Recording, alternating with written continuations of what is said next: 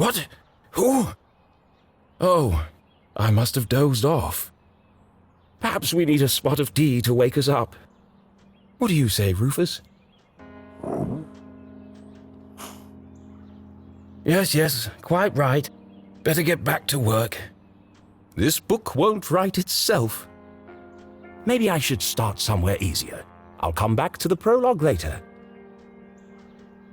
The sun rose over another perfect day in picturesque Arthurton.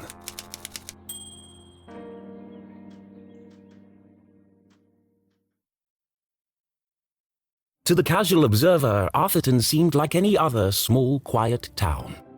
It was nestled in a valley between two mountains, lined by lustrous forests, and perched on the edge of a pristine lake.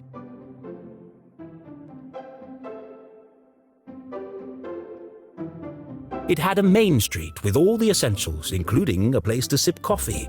It had schools, a college, a church, and a police station. It even had a museum no one ever visited. It was the kind of place you might find anywhere on your travels. Typical, maybe even forgettable. But there was one thing in Arthurton that was unlike any other town in the whole world. Actually, it was a girl. Her name was Jenny LeClue, and she was the world's greatest detective.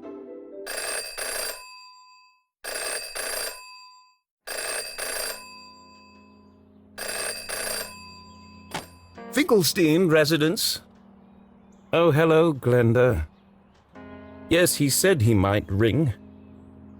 Okay, patch me through then.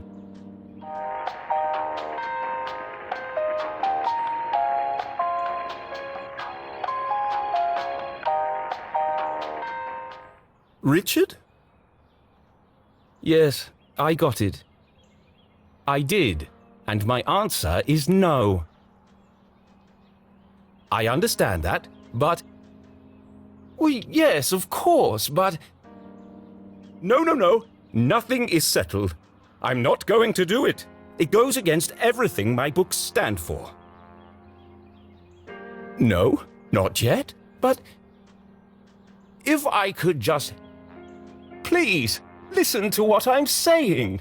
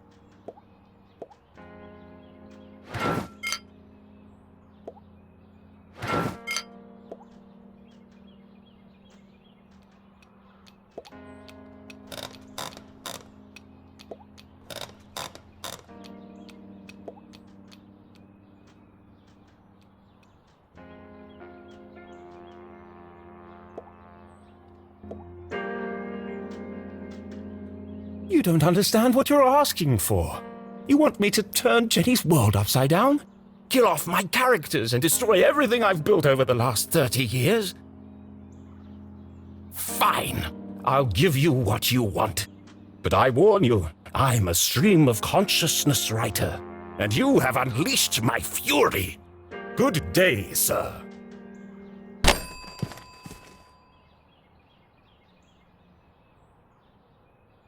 Boring? Predictable? Pah! Well, if it's murder they want, it's murder they'll get.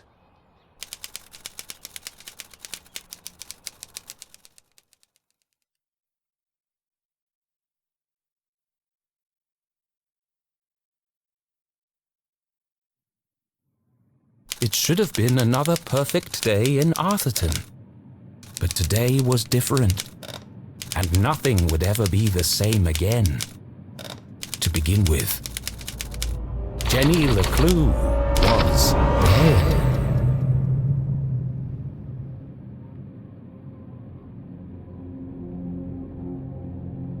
Her skin was pale, her eyes glassy and frozen.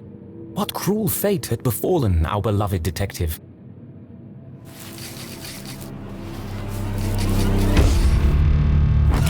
No, no, no! Never move the victim! Mrs. LeClue, she's doing it again. Jenny LeClue, you are a dead body. Dead bodies don't talk.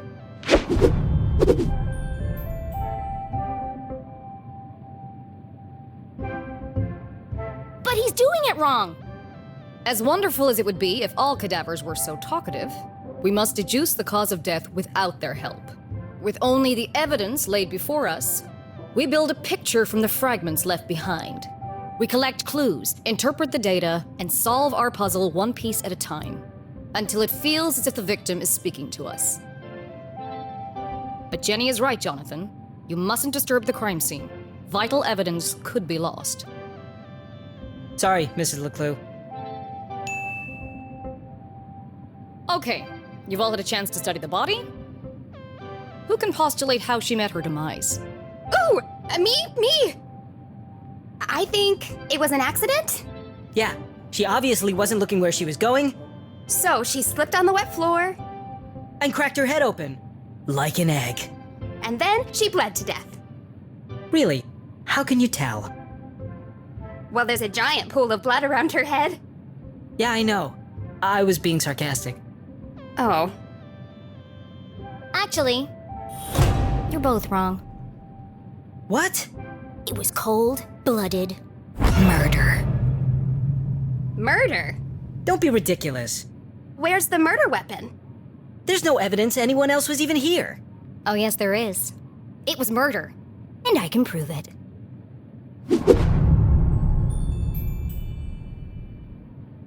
Jenny had read all the books. She'd absorbed all her mother's teachings.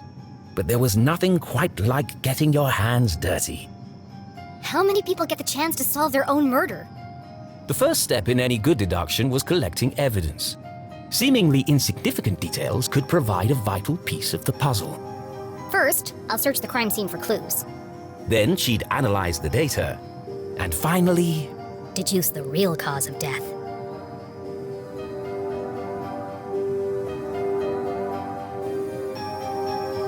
The victim has a green smudge on her lips. It's not lipstick. without her trusty bifocals, Jenny couldn't see the nose in front of her face. They were her window to the world and the lens through which she focused her keen detective vision. There's no doubt the victim lost a lot of blood. Jenny's blue sweater was scruffy and quite uncomfortable, but her grandmother had knitted it, and so it was her favorite.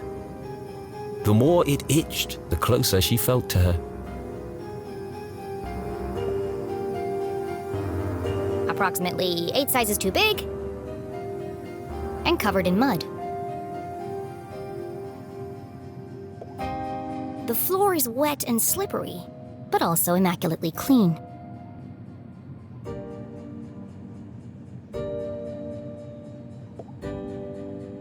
What a waste of perfectly good coffee. Jenny's love for coffee was almost as strong as her passion for crime solving. Chalky green residue on the rim. Smells like burnt matches.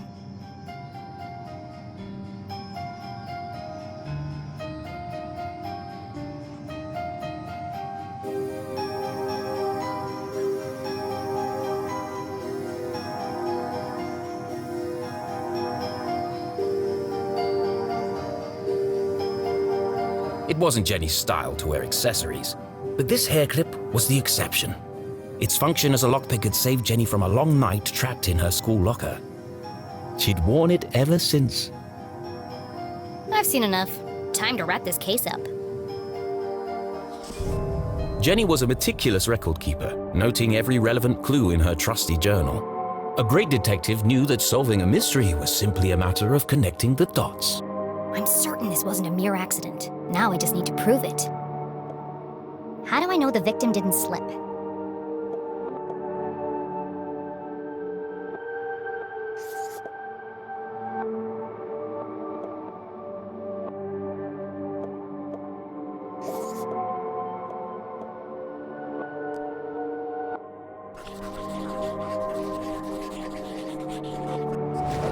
The victim's boots are filthy.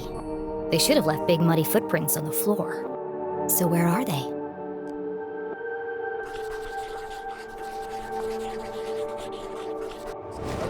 Either someone washed away her footprints, or she was carried here.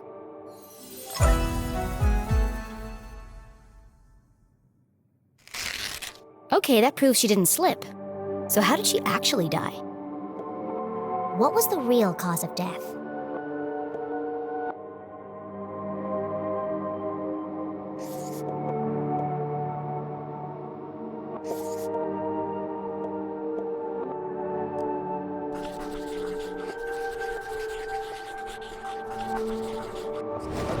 There's a green residue in the bottom of the victim's coffee cup. It smells of burnt matches. Phosphorus. Also found in common garden fertilizer.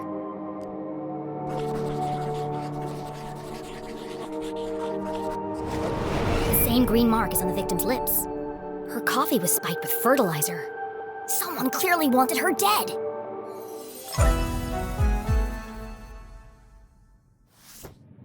Ah, the case of the dead lab assistant. Gone before her time. Was it poison? Yes. A blow to the head? Yes. An accident? Certainly not. No footprints in an unshattered mug? She was killed somewhere else and carried here. This is the story of a scorned ex-lover. Jenny? The gardener enacting his revenge. Jenny! A deadly brew of fertilizer and caffeine coursing through the veins. That's quite enough, thank you. What happens to the gardener? Is this gonna be on the test? Remember, class, even the smartest criminals make mistakes. This is how we catch a killer. But what's the point of all this? Yeah, there hasn't been a murder in Arthurton in years. Every town has a dark side, even Arthurton. By doubting, we are led to question. And by questioning, we arrive at the truth. Okay, that's all for today. Don't forget, next class is our field trip to the morgue. So have a light lunch.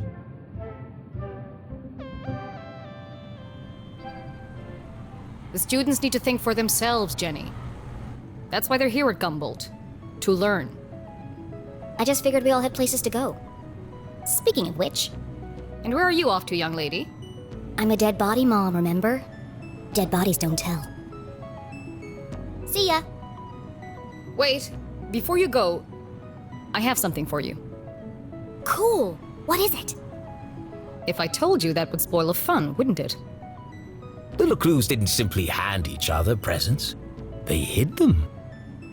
It was a family tradition, and Jenny had developed a sixth sense for finding them. With her trusty magnifying glass at her side, nothing eluded her.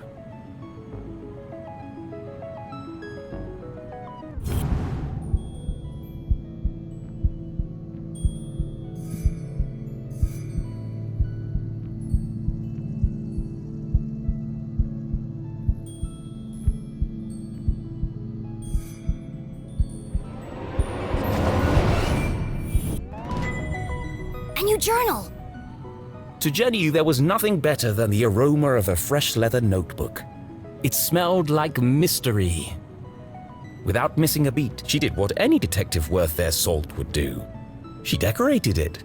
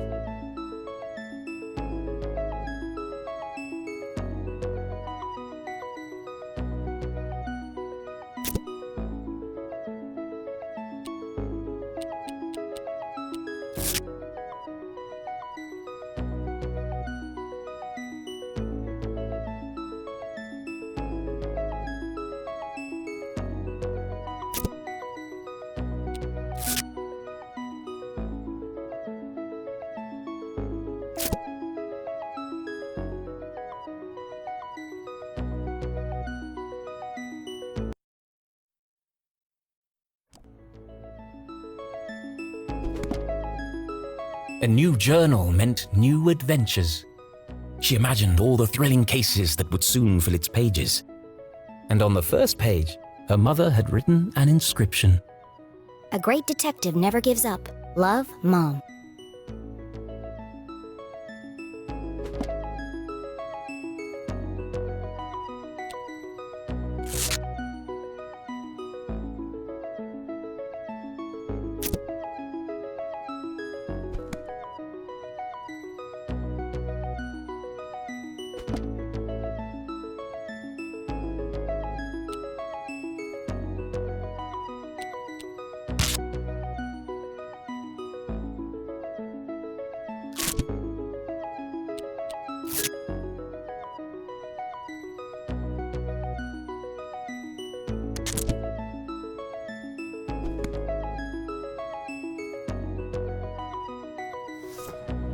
I love it. Thanks, Mom.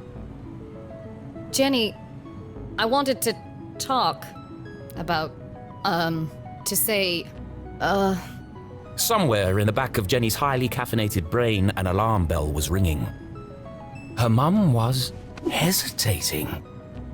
What could be causing her to act so out of character?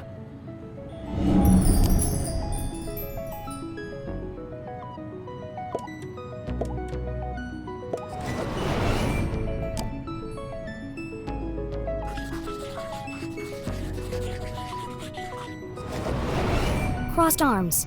Furrowed brow. Jenny saw it coming from a mile away. Her mother was about to get Emotional. I've really gotta go. no, Jenny, wait. I need your help. What? Really? Jenny couldn't believe her ears. It was extremely unusual for her mother to ask for help. It must be something very important. Tracing the steps of a deranged killer? A cold case that only someone with Jenny's expertise could solve? I've misplaced the students' essays on decapitation. See if you can find them for me before you leave. I have to run. Wow, the case of the misplaced papers.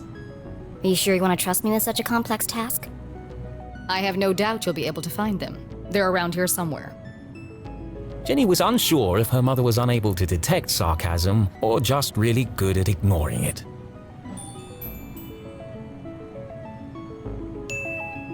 Okay, Mom. I'll find them before I leave. On one condition.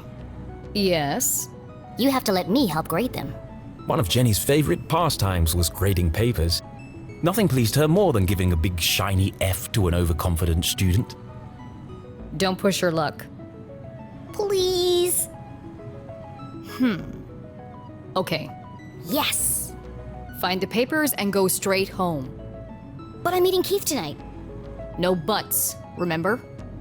Oh, I'm sorry. Maybe I'm still feeling the effects of being poisoned for your class. Well then, I have the perfect antidote. You're staying with your cousin this weekend, and you still need to pack. This again? Look, I've considered your offer, Mom, and I'm going to have to decline. I'm old enough to take care of myself. I'll be back late tonight. There's meatloaf in the fridge.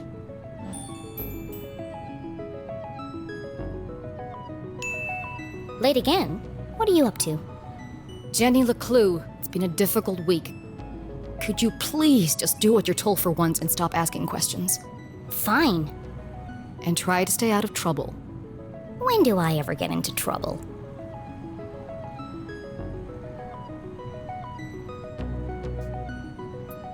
All right, let's find these papers and get out of here.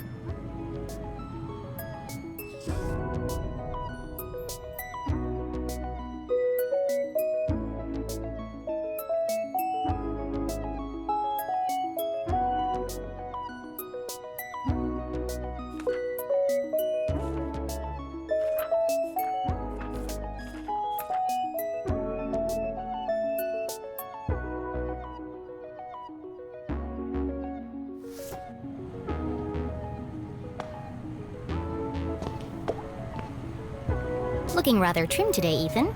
New diet? What's the matter? Lost your funny bone?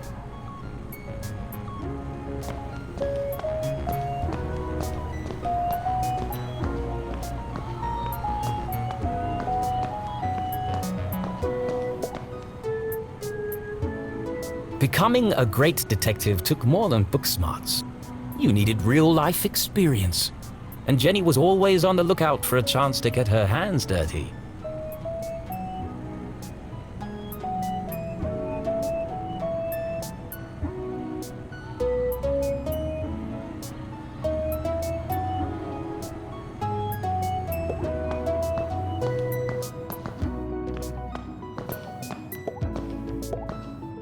Please do not touch. Someone must be running an experiment.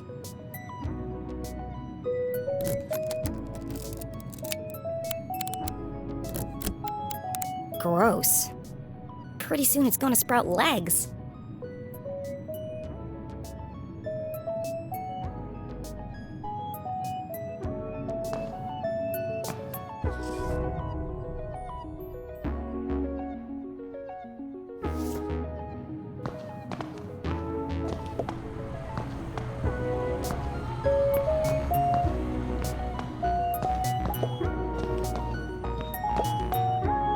One of Jenny's earliest memories was making raspberry jam with her mum. It's the perfect substitute for blood in class demonstrations. And better tasting than the pig's blood the textbook recommends.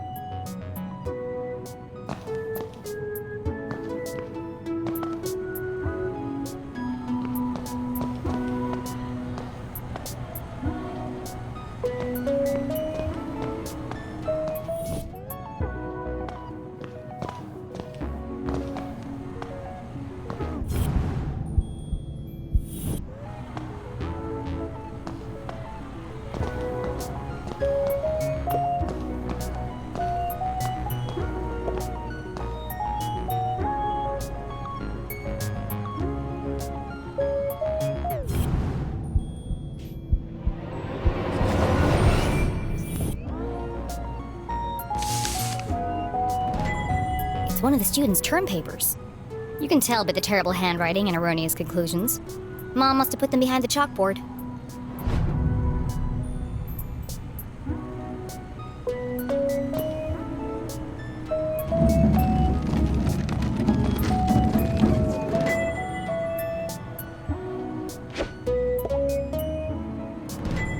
Found you. Time to get out of here.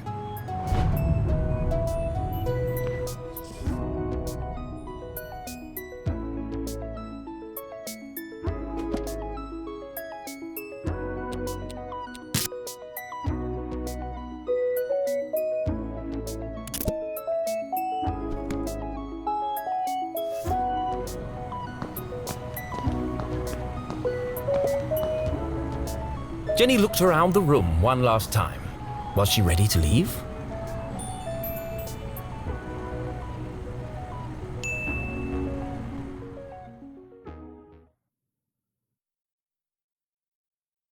Okay, so she wasn't really dead. That would be silly. No, Jenny was alive and well and ready for another perfect day in Arthurton.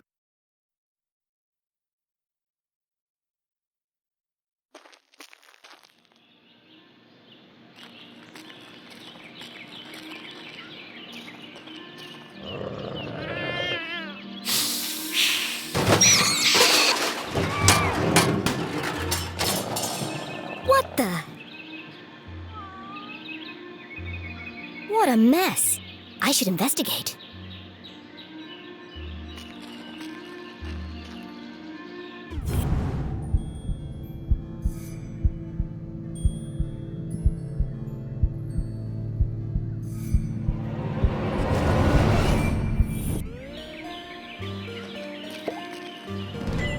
Jenny had an instinct for sorting treasure from trash. To the untrained eye, this was just a discarded piece of an old postcard. But to Jenny, it was a mystery waiting to be solved. I should keep my eyes open for any other pieces.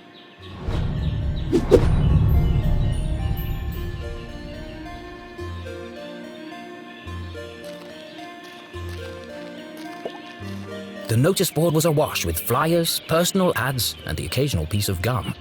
I'm amazed anyone can find anything on here. Fortunately, Jenny had a useful trick to use in a situation like this. Mom always says, a great detective eliminates the noise. Focus on the details, and you'll find clarity in the chaos.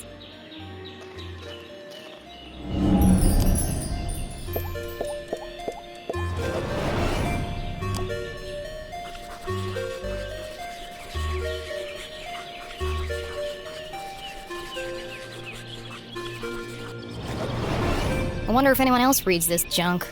Hold on. What's this? Oh no, they've extended curfew hours again. 9 p.m. to sunrise? That's ridiculous. But necessary. Power outages had become a regular occurrence in town. It was dangerous to be wandering around after dark. It won't be long before we need a permit to go out at all.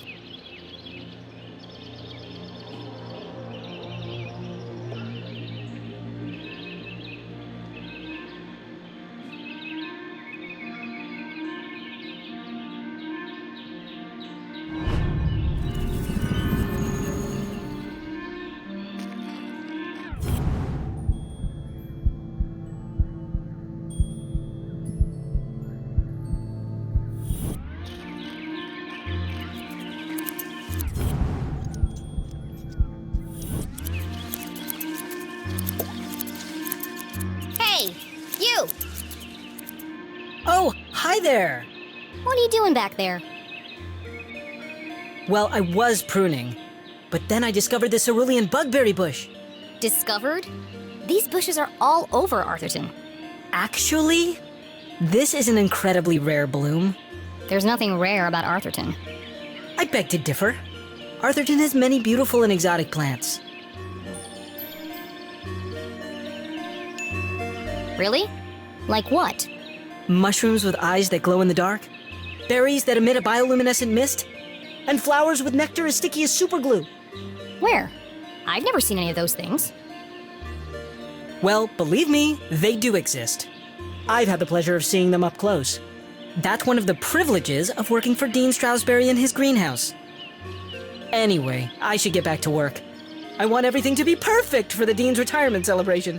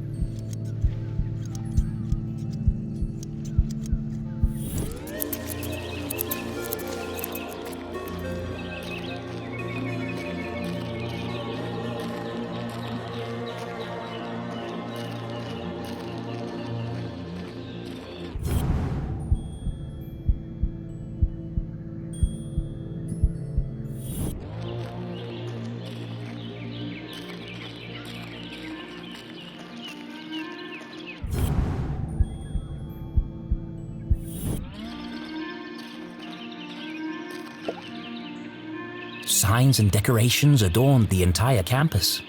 A party to celebrate the dean's impending retirement.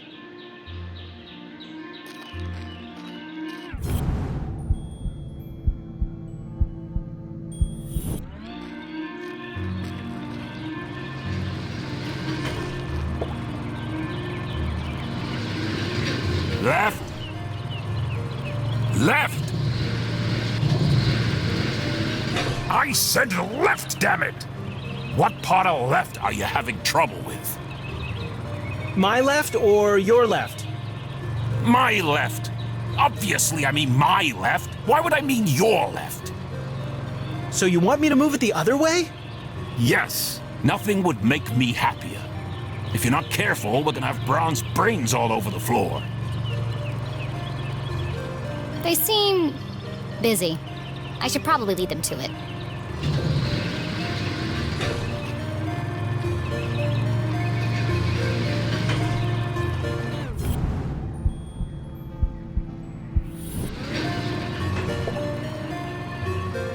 Hello, Mr. Stroudsbury. How are you today? A jolly gentleman, the dean was often seen shaking hands and kissing babies around town. He's also Mom's boss. But more than that, he was her loyal friend. What do you think, Jenny? The dean had dedicated his life to Gumboldt, and the townspeople had spared no expense in their tribute to him. Quite a striking resemblance, Mr. Stroudsbury. It's a scary thing, Jenny. Retirement. Great excuse for a party, though. What will you do when you're no longer the dean? I've been trying not to think about it. This place won't be the same without you. Things change, Jenny. Time marches on, and we must do our best to adapt. It's going to be difficult, but I'm sure we will get through it. What do you mean, we? Do you think they made my belly too big?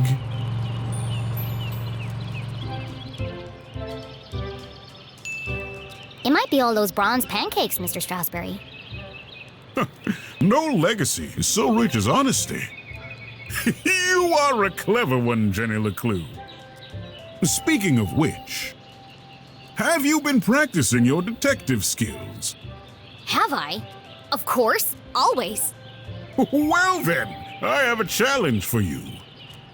I bet you can't guess what I ate for breakfast. At last, a real challenge for Jenny. A fiendishly difficult puzzle that would take all her wits to solve.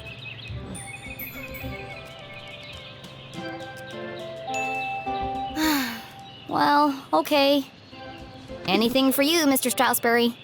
Oh, how wonderful. But first, I need to ask you a few questions.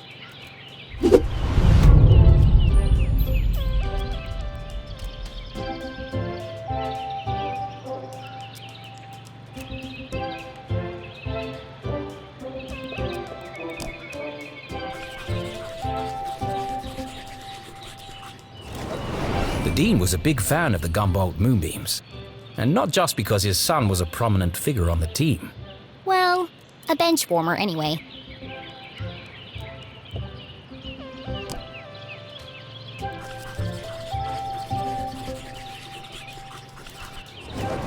It can't be dandruff. He has no hair. I have a hunch it's powdered sugar.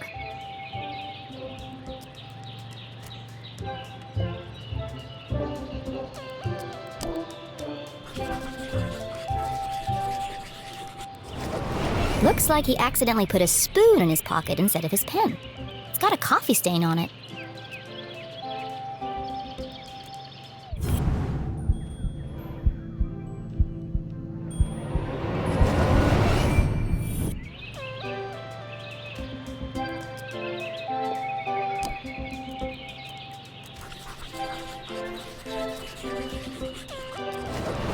A thick bundle of note cards poked out of the dean's pocket. What's he keeping so close to his chest? You've been making a lot of notes, Mr. Stroudsbury. Oh, I was intending to make a speech on Saturday. Why have you scratched out so much of it? Your mother suggested I keep it short, and quite right, too. I must have rewritten it 20 times by now. I just can't seem to find the right words.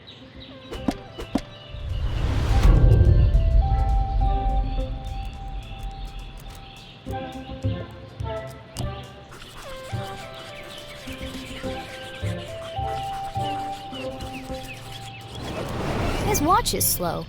That's unlike the Dean. He's usually very punctual. Your watch is 45 minutes slow. Is it? Oh my.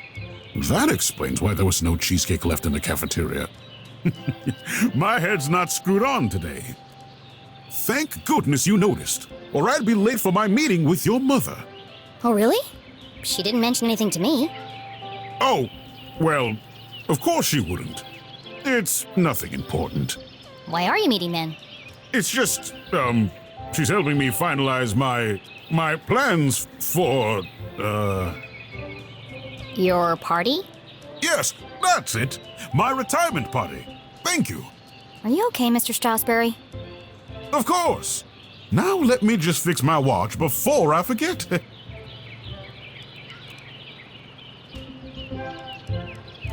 Now, where were we?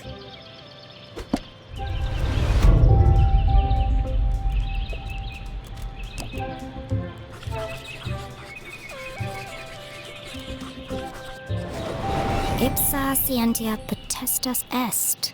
Looks like Latin. Your ring sure looks old. It was made for my grandfather. He passed it down to my father, who passed it down to me. And when the time comes, I'll pass it on to my son. The Strasberry family had been champions of education for generations. What does the inscription mean? Knowledge itself is power. The inquisitive spirit is a mighty thing, Jenny, and nothing is as important as the truth.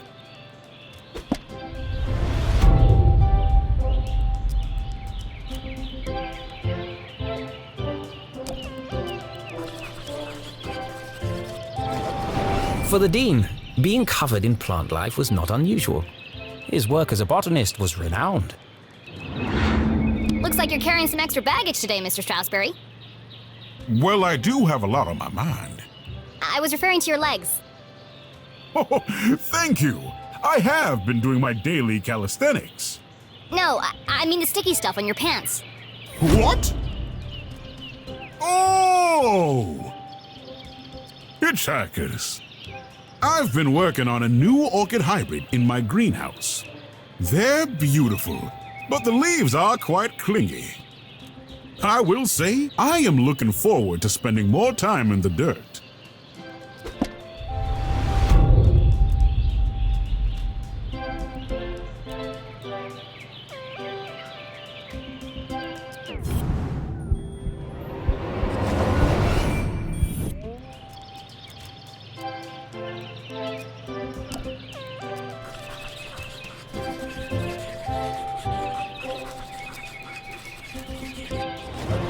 The Dean didn't button his shirt properly.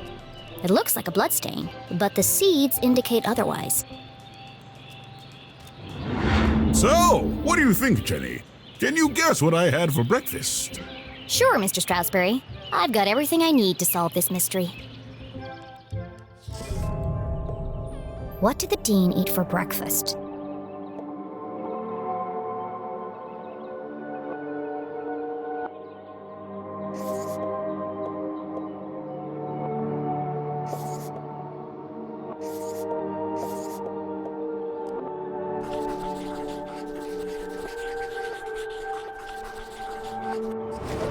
Jam on his shirt and powdered sugar on his tie. The evidence points strongly to the Dean's breakfast consisting of 1, maybe 2 donuts.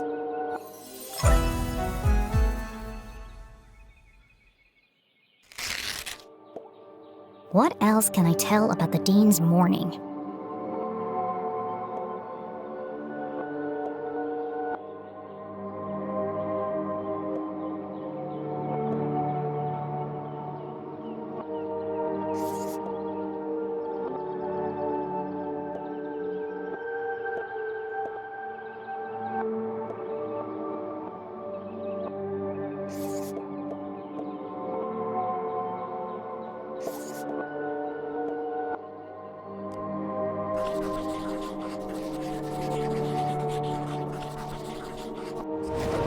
The dean had neglected to wind his pocket watch. The act of a distracted man. This resulted in his whole routine being thrown off, which might explain why he has a spoon in his pocket instead of a pen.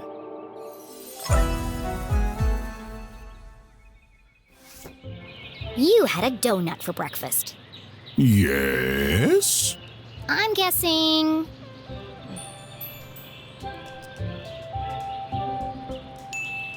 strawberry. How did you know? That part was easy. You always have donuts for breakfast. But something else caught my attention. Oh? I think you have something on your mind, Mr. Strasberry. You are usually a picture of precision and punctuality. But today, there's a spoon in your pocket and your shirt button is undone. My, you really are a LeClue. Your father would be so proud. Thanks. Well, I should be going. I'm meeting your son by the lake. And I'm meeting your mother in the library. What a small world this is. Too small. A perfectly small world with everything in its right place. Who would want to change that? Pardon? Nothing. See you on Saturday. Oh, yes. Until we meet again, Jenny LeClue.